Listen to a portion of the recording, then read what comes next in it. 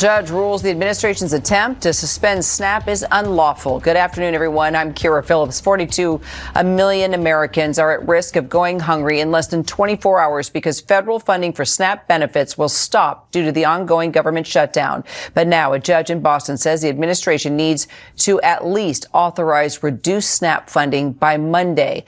Washington managing editor Catherine Falders and transportation reporter Sam Sweeney join me now for more. So, Catherine, what more do we know about the judge's ruling? Well, we know that this federal judge here in Rhode Island has essentially said the Trump administration is required to pay out those benefits that were going to run dry at midnight for 42 million Americans. Roughly 1 in 8 Americans rely on this food assistance through SNAP. And this judge in Rhode Island said that they actually have to pay those out. All right, people. Dr. John here. So this is what just happened, guys, is massive. Before the morning light had fully cleared the Capitol dome, a federal judge most Americans had never heard of detonated a legal bomb underneath the Trump administration. And the blast radius is still expanding. Here is the scene that unfolded. The government is shut down. Not a dramatic partial closure that makes for dramatic cable news chyrons, but leaves most people untouched, but a grinding, painful, full-stop shutdown that has hundreds of thousands of federal employees sitting at home, wondering how they are going to pay the mortgage, cover the car payment, and keep food on the table.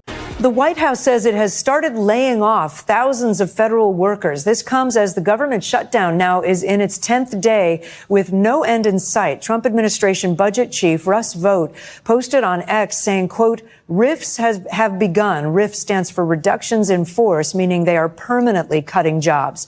President Trump has previously threatened to fire furloughed federal workers if Congress didn't reopen the government.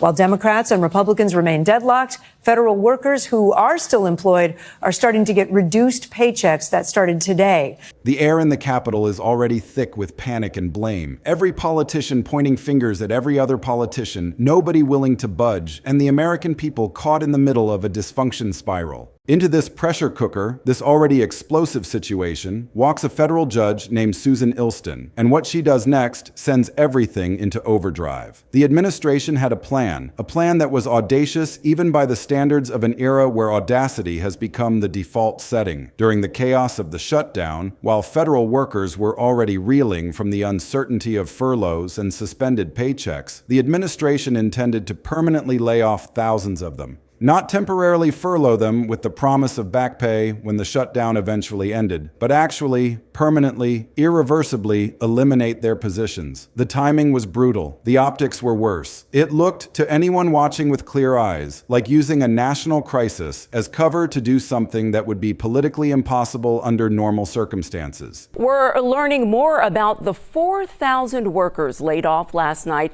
as we stretch into day 11 of the government shutdown. The Departments of Commerce, Education, Homeland Security, and the CDC are just some of the agencies impacted.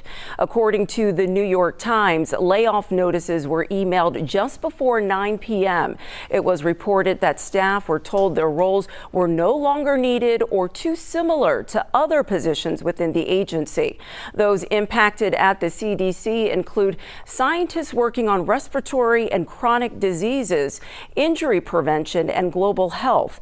The Times reports even the staff behind the CDC's Morbidity and Mortality Weekly Report, a key publication in tracking public health threats, were let go. It looked like waiting until everyone was distracted by the shutdown panic and then swinging the axe. The unions representing those workers saw what was happening, and they moved with a speed born of desperation. They filed an emergency lawsuit, rushing into federal court with arguments that this was not just bad policy, but an outright abuse of presidential power, a move so transparently political that it crossed the line from governance into something far more sinister. And Judge Susan Ilston, a veteran of the federal bench who has seen decades of legal arguments and political maneuvering, read their filing, examined the evidence, and then did something that turned the entire Capitol on its head. She agreed. Not only did she agree, but she used language that was impossible to spin, impossible to downplay, impossible to ignore. A federal judge has temporarily blocked President Trump from firing over 10,000 federal workers as the government shutdown is well into its third week. But those workers are still trying to make ends meet. NBC's Alice Barr has more from Washington.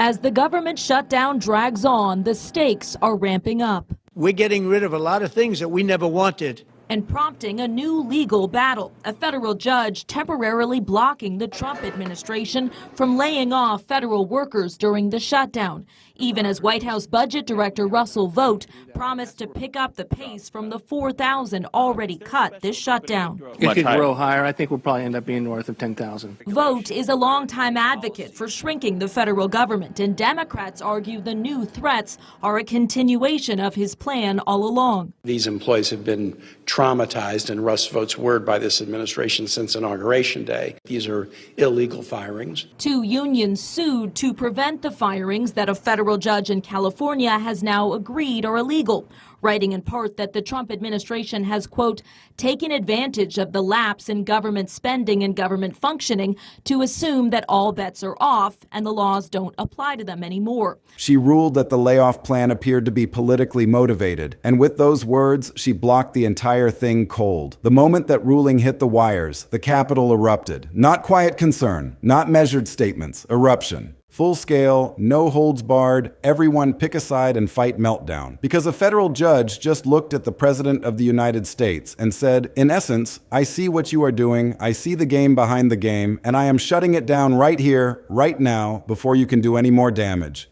The judge who temporarily blocked the firings also accused the Trump administration of attempting to punish the opposing political party, while Justice Department attorneys arguing for the administration sought to make the case that losing a job is not an irreparable harm. That is not a routine judicial action. That is a judge stepping directly into the path of a speeding train and commanding it to stop. And against every expectation, the train actually stopped. The response from Trump world was immediate and volcanic. The supporters who have spent years being told that the courts are part of the deep state, that unelected judges are sabotaging the will of the people, that the entire system is rigged against anyone who tries to drain the swamp, they had fresh fuel for their fury. Across social media, the outrage machine roared to life. Judge Ilston's name was suddenly everywhere, dragged through the digital mud, called partisan, called an activist, called a tool of the resistance. The language was vicious, personal, and designed to leave scars. Because in this environment, a judge who rules against the administration is not just wrong on the law. They are an enemy to be crushed, their reputation shredded, their legitimacy mocked, their safety sometimes implicitly threatened. On the other side of the divide, Democrats and administration critics were barely containing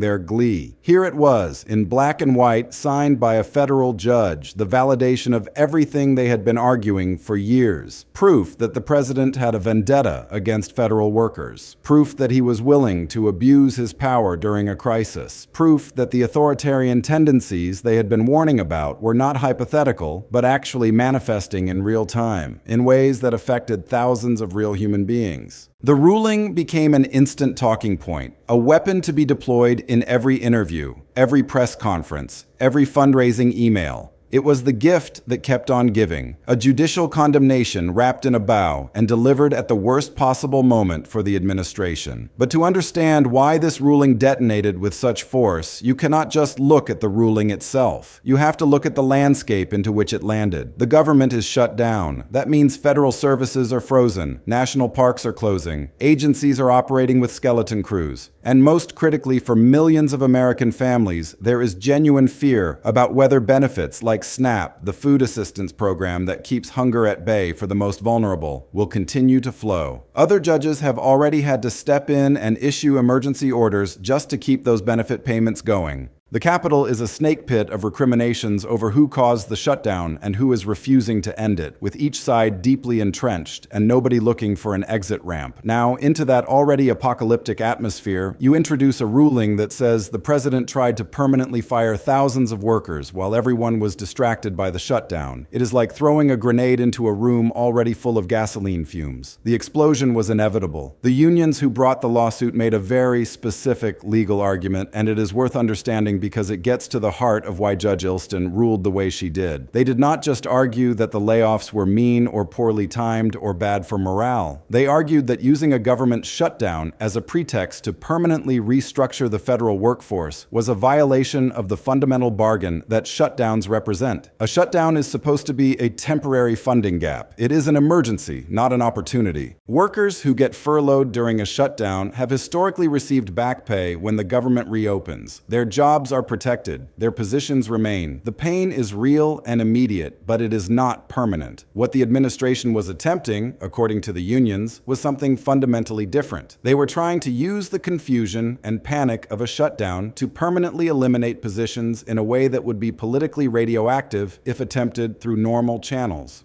That, the union said, is an abuse of power. That is using a crisis to achieve what democracy would not allow. Judge Ilston looked at the evidence and she accepted that framing. She said in her ruling that the layoffs appeared to be politically motivated. Those three words, politically motivated, are legal dynamite. They mean the judge was not just ruling on a narrow procedural question. She was making a finding about intent, about the secret reasons behind the public justifications. And in American law, intent matters enormously. You can have the legal authority to do something, but if you do it for the wrong reasons, if you do it to punish your enemies or reward your friends or circumvent democratic accountability, a court can step in and stop you. That is exactly what happened here. The human dimension of this story is where the real tragedy lies, and it is the part that gets most easily lost in the partisan screaming matches that dominate coverage. The workers caught in the middle of this are not abstractions. They are not numbers on a budget spreadsheet. They are people with mortgages in Virginia suburbs and car payments on vehicles they need to get their kids to school. They are scientists at environmental agencies, clerks at veterans' offices, inspectors who make sure food is safe and water is clean. They are Democrats and Republicans and independents, because the federal workforce is not some monolithic liberal bloc, no matter how often that caricature gets deployed. Some of those workers voted for Trump. Some of them believed in his promises to shake up Washington, and they woke up one morning during a shutdown to discover that their jobs, their livelihoods, their ability to support their families were being used as a political football. That is a terrifying place to be, and the fear is not partisan. Fear does not check your voter registration before it settles into your chest. The psychological toll of this uncertainty is almost impossible to overstate. When you do not know if you will have a job next month, you cannot plan anything. You cannot commit to a lease renewal. You cannot buy a house. You cannot make any financial decision that requires assuming a stable income. You are stuck in a permanent present tense, unable to imagine the future, because the future is a blank space that might contain a paycheck or might contain an unemployment application. That kind of stress destroys sleep, strains marriages, terrifies children who overhear their parents talking in hushed, worried tones after dinner. And it is happening to thousands of households right now because of a political fight that none of them asked for. The broader pattern here is impossible to ignore if you have been paying attention. This is not the first time the courts have blocked a Trump administration initiative. It is not the second or the fifth or the 10th. Over the months, a cascade of judicial rulings has impeded various aspects of the administration's agenda. Different judges in different districts, some appointed by Democrats, some by Republicans, have issued orders halting policies, demanding more process, finding that executive actions exceeded statutory authority. Each time it happens, the same cycle repeats. The administration and its allies denounce the ruling as judicial overreach, the work of unelected activists thwarting the democratic will. The administration's critics celebrate the ruling as a vital check on executive power, the system working exactly as designed, and the public gets a little more polarized, a little more convinced that the other side is destroying the country. What makes this particular ruling so much more potent than many of its predecessors is that it touches something visceral and immediate. People understand jobs. People understand the fear of losing a job. When a judge blocks an environmental regulation or a foreign policy initiative, the impact is often abstract, distant, hard to visualize. But when a judge blocks a plan to fire thousands of workers during a shutdown, everyone can picture it. Everyone can imagine themselves in that position. That makes the ruling a perfect political weapon, because it can be explained in a single sentence that lands with emotional force. Democrats are already building entire messaging campaigns around this ruling. They are holding press conferences with federal workers who would have lost their jobs. They are running ads that paint the president as heartless and power-hungry. They are framing the entire episode as proof that the administration sees working families as disposable obstacles to be cleared away. Whether that framing is perfectly fair or somewhat exaggerated is almost beside the point. It is effective. It resonates. And with an election looming on the horizon, effectiveness is the only metric that matters. Republicans, for their part, are counter-messaging with equal intensity but a very different frame. They are telling their supporters that this ruling is exactly why Washington is broken, exactly why the swamp needs draining, exactly why an outsider is necessary. An unelected judge, they argue, just told a duly elected president that he cannot manage his own executive branch. An unelected judge just substituted her judgment for the judgment of the person who won the votes of millions of Americans. If that is allowed to stand, they claim, then elections do not matter. The will of the people means nothing, and the permanent bureaucracy plus the courts will rule forever. That message lands with incredible power among a base that already believes the system is rigged. It confirms their deepest suspicions. It makes them angrier, more motivated, more convinced that the fight is existential. So here we are, trapped between two completely incompatible narratives, both of them internally coherent, both of them deeply believed by the people who hold them, and neither of them capable of bridging the chasm that separates the two sides. The ruling itself becomes almost secondary to what it represents, a blank screen onto which everyone projects their pre-existing beliefs about power and fairness and democracy. Judge Susan Ilston herself deserves a closer look, because understanding who she is helps explain why her ruling carries such weight. She is not a newcomer to the federal bench, not a recent appointee with a thin record and partisan reputation. She has been a federal district judge for decades, appointed in an era when judicial confirmations were less of a blood sport. And over those decades, she has built a record that defies easy ideological categorization. She has ruled in ways that pleased conservatives and ways that pleased liberals. She is not a movement judge, not an activist in robes, not a partisan soldier. She is, by most accounts from the legal community, a careful, independent jurist who calls the cases as she sees them. That biography matters because it makes her harder to dismiss. When a judge with a long record of independence issues a ruling that accuses an administration of political motivations, people pay attention in a way they might not if the judge were a known partisan firebrand. The evidence that she relied upon is also critical. According to reports, the unions did not have to conduct a deep, heroic investigation to uncover the political motivations behind the layoffs. The administration's own statements, memos, and communications provided ample fuel for the argument. There was language that seemed to target specific groups, rhetoric that echoed campaign promises rather than administrative efficiency goals, a general atmosphere of swift and aggressive action that looked less like careful management and more like settling scores. When a judge reads those materials and concludes that the process was tainted by improper considerations, it is not because the judge is hallucinating, it is because the trail of evidence leads there. The legal debate that this ruling has ignited is genuinely complex, and reasonable minds can disagree about whether Judge Ilston was correct. On one side, there is a strong argument that the president has broad, inherent authority over the executive branch workforce. The Constitution vests executive power in the president, and managing federal employees is a core executive function. Personnel decisions are not traditionally reviewed by courts with the same intensity as, say, the deprivation of a constitutional right. The Supreme Court has, in various contexts, emphasized the importance of presidential control over the executive branch. If the president cannot hire and fire, then who is really running the government? There is a legitimate, non-frivolous argument that Judge Ilston overstepped, that she inserted the judiciary into a domain where it does not belong. On the other side, there is an equally strong argument that even broad executive authority has limits, and that those limits are particularly important when the exercise of authority appears to be motivated by improper political considerations. The Administrative Procedure Act and other statutes impose requirements on federal agencies. requirements that cannot be evaded by simply declaring an emergency. The courts have a role in ensuring that executive actions are not arbitrary and capricious, that they follow required procedures, that they are not pretexts for unconstitutional purposes. If the president can do anything he wants to federal workers anytime he wants, for any reason he wants, then those workers have no meaningful protection against being turned into political pawns. The system of checks and balances exists precisely to prevent that kind of concentrated, unchecked power. The appeals process will now grind forward, and the higher courts will have to grapple with these competing arguments. The administration's legal team will argue that the district judge misunderstood the scope of presidential authority, that she applied the wrong legal standard, that she substituted her own policy preferences for the judgment of the elected executive. The unions will defend the ruling, arguing that the evidence of political motivation was overwhelming and that allowing these layoffs to proceed would create a dangerous precedent that future presidents of either party could exploit. The case could climb the judicial ladder from the district court to the Circuit Court of Appeals and potentially all the way to the Supreme Court. If it reaches the highest court in the land, the decision would have implications that reverberate for generations, defining the boundaries of executive power and personnel matters for every president who follows. The shutdown context makes everything more urgent and more painful. While the legal arguments unfold in rarefied appellate briefs, the actual government remains shuttered. SNAP benefits continue only because other judges have stepped in to order their continuation, a judicial patchwork that is keeping the safety net from completely unraveling. Federal workers who were saved from the layoffs by Judge Ilston's ruling are still furloughed, still not getting paid today, still hoping that Congress will eventually approve back pay. The stress is not relieved by a legal victory. It is merely redirected, transformed from the terror of permanent job loss to the grinding anxiety of indefinite furlough. The administration's response to the ruling has been characteristically defiant. There is no signal of contrition, no indication that the president intends to moderate his approach or seek a more careful, procedurally sound path to workforce reductions. Instead, the posture is combative, signaling appeals, exploring workarounds, refusing to accept that a single district judge can dictate the operations of the executive branch. That posture has political benefits, reinforcing the image of a fighter who never backs down, but it also has costs.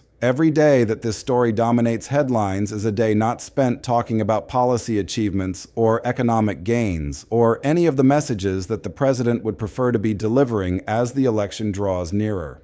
The legal fight becomes a constant, energy-draining background hum that drowns out everything else. The broader implications for the upcoming election are profound and multifaceted. The president's opponents are being handed a steady stream of material that fits their preferred narrative. They will use this ruling in advertisements, in debate questions, in direct mail pieces, in every available medium to paint a picture of an administration that is cruel, chaotic, and constrained only by the courts that it simultaneously attacks. The president's supporters, meanwhile, are being given fresh evidence that the establishment is arrayed against them, that the swamp is real, that unelected elites are working to thwart the will of the voters. Both narratives have their audiences. Both narratives mobilize their bases. The question that will determine the election outcome is which narrative sways the small slice of undecided, persuadable voters who are not already locked into one camp or the other. Those voters, the ones who will decide the election, are often less ideological and more pragmatic. They are asking basic questions. Is the country functioning well? Am I better off than I was before? Does the president seem in control, or does he seem buffeted by events? A constant stream of legal defeats, a government shutdown that drags on without resolution, a capital in perpetual meltdown. These things do not project competence. They project chaos. And chaos, historically, is not what swing voters reward at the ballot box. The human beings at the center of this controversy, the federal workers whose lives are being batted back and forth like a tennis ball, deserve the last word because they are the ones who bear the real costs of this dysfunction. They are not abstractions. They get up every morning, check the news to see if there is any update on the shutdown or the legal battles, and then try to go about their day while carrying a weight of uncertainty that makes everything harder. They have kids who need school supplies. They have aging parents who need care. They have dreams and plans and anxieties that are no different from anyone else's. And they are watching their employment status become a political prop, their futures wagered in a high-stakes game of constitutional chicken. When the shutdown eventually ends, when the legal battles eventually resolve, when the election eventually arrives and passes, these workers will still be here, still doing the jobs that keep the government running, still bearing the scars of the period when they learned that their security was never as solid as they believed. This ruling, this single opinion from a federal judge in a courtroom somewhere in America, has become a lens through which the entire fractured state of the nation can be viewed. It is about presidential power, about the role of courts, about the vulnerability of workers, about the toxic dynamics of a political system that seems increasingly incapable of solving problems, about the human cost of governance by crisis. The Capitol is in meltdown because the ruling touched every nerve at once. And the meltdown is not going to stop anytime soon. The appeals will come, the rhetoric will escalate, the election will draw nearer, and the workers will keep waiting, keep hoping, keep checking their phones for news that might tell them whether they still have a future in the jobs they have dedicated their careers to serving. That is where we are. That is the reality of this moment. And something tells me that the story is nowhere close to finished.